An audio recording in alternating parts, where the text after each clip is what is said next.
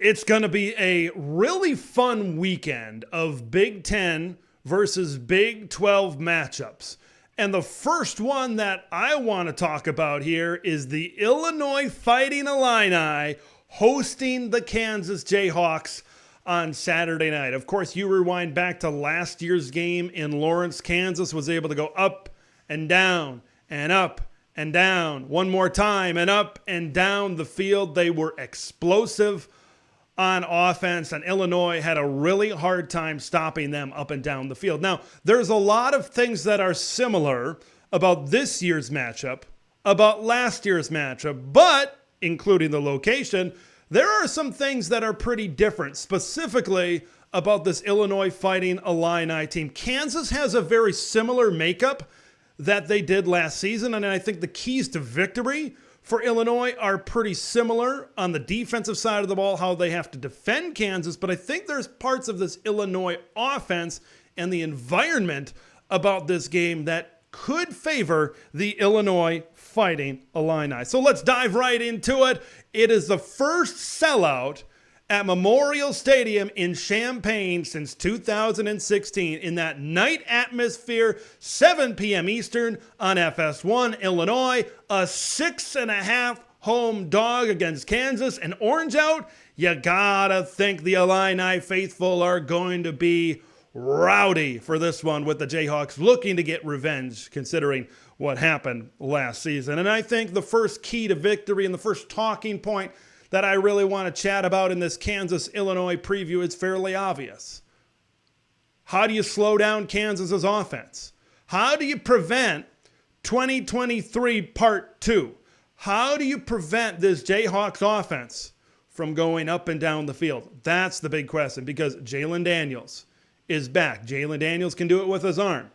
Jalen Daniels can certainly create problems with his mobility. He was able to do that last season in this particular football game. So how does Illinois contain that? I think the defensive game plan from Aaron Henry and how he approaches this game is certainly going to be interesting, because if you're able to say, hey, we got to be able to get pressure, we got to get in the face of Jalen Daniels, I think if you do that and this pressure isn't strategic and this pressure isn't contained, I think he can break the pocket and he can also hurt you with his legs. So how he schemes up that pressure, I think could maybe sway this game potentially one way or another, because if you cannot contain Jalen Daniels' running ability, he can certainly hurt you in that way as well. But it doesn't stop with Jalen Daniels. They've got two really good running backs as well, and this front, this defensive line for Illinois, this linebacking core for Illinois, this run defense for the Illini, I certainly think will be tested. You look at Devin Neal, who rushed for over 1,000 yards last season. Daniel Highshaw as well, combined for 178 yards, 3 touchdowns in a Week 1 game over Lindenwood. So that's the thing I think that makes Kansas dangerous, is not only can they throw the ball over the top and create explosive plays, but if they are able to do that and there's less guys up in the box and then you have to worry about the downfield threat, now all of a sudden there are gaping holes to run through. And I think you saw that in last year's matchup as well. The run game was very effective against this Illinois front. And that was an Illinois front that had guys like Johnny Newton and Keith Randolph. They don't have that this year. Got to answer some questions about the defensive line. That's the big group. I feel good about their linebacking core. I'm feeling better about this Illinois secondary. Can they get enough of a push on this defensive line to try to contain this run game as well? We talked about the downfield passing threats for the Kansas Jayhawks in that game. You got to be able to keep some of these guys in check. Lawrence Arnold, Luke Grimm had over 100 yards receiving and a score in week number 1 against Lindenwood. So you put this all together, and Illinois needs to try to find a way to contain this. And I said I feel better about their secondary. I'm curious if I am still going to feel better about their secondary when this game is all said and done, because I think there's the potential for Kansas to move the ball up and down the field. But I'm going to say this, I think, about a lot of games this week. Illinois has got to find a way to try to limit some of those explosive plays for Kansas down the field. Because if they can do a variety of things, if they can throw the ball, the run lanes open. If they can run the ball, the throw lanes open. So Illinois has to be disciplined in how they defend this game. But can Gabe Akers, right, have a big game? That's the big thing. Coming off the edge, I think he could. I think he's really good coming off the edge of that defensive line over there. So if he can wreak havoc, he can get into the backfield a lot. I think that helps the rest of this Illini defense as well, certainly.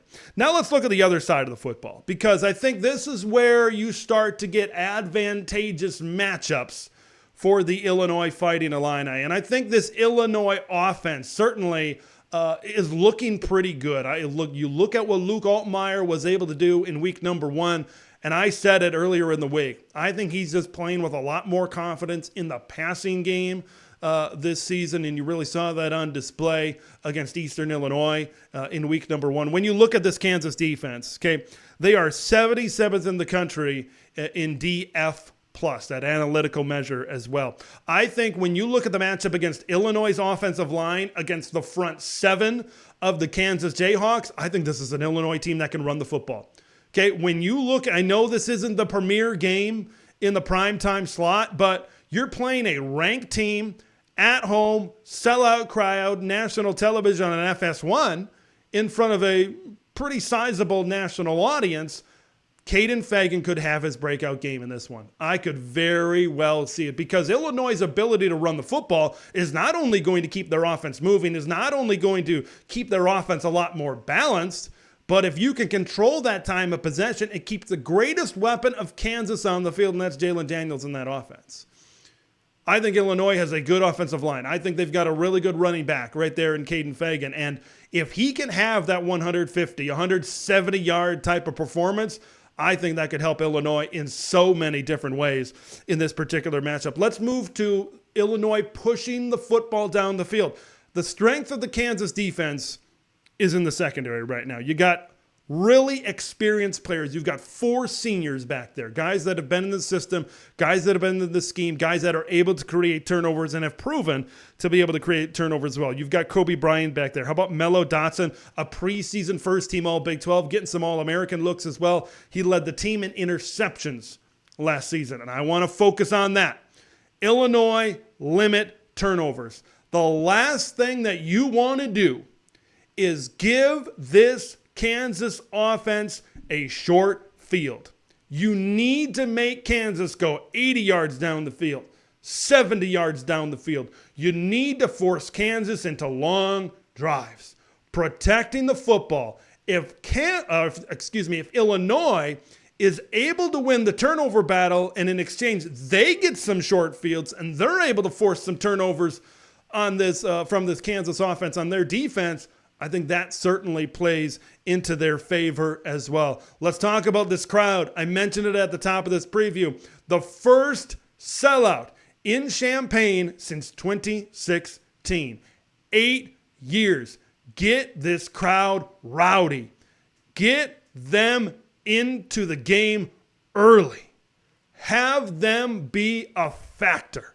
Because if you can go down the field and get that early score, and get that early lead and establish that early in the game, and now you get the crowd behind you as well. You get to a 3rd and 7. You get to a 3rd and 8. Oh, I can't hear what's happening in my helmet, right? You get pressure. You get that big stop, and now you build upon that, and the crowd gets louder and louder and louder and gets into it.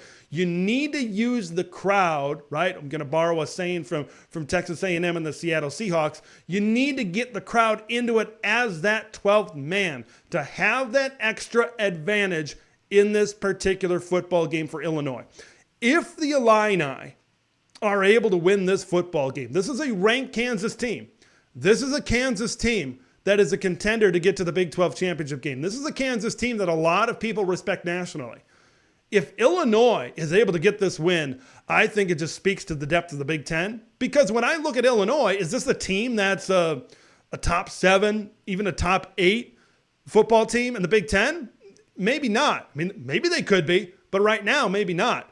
But if a mid-tier Big Ten team can beat a ranked Big 12 team like this, I think it speaks a lot to where the Big Ten is depth-wise, and in a year where Bret Bielema really needs to start turning this thing around, this would be a big marquee victory for Bert and the Illini in this particular matchup. It should be a fun matchup. It should be an interesting matchup. I know a lot of people are going to be looking at Nebraska, Colorado, including myself during this time slot. But if you have a second TV, if you have a laptop available, you might want to tune to FS1. Thanks for watching Big Ten Ted, where it's all Big Ten all year long. Make sure to like the video to spread the word of Big Ten Ted to the masses, and subscribe to the channel for updates on Big Ten content that drops every day.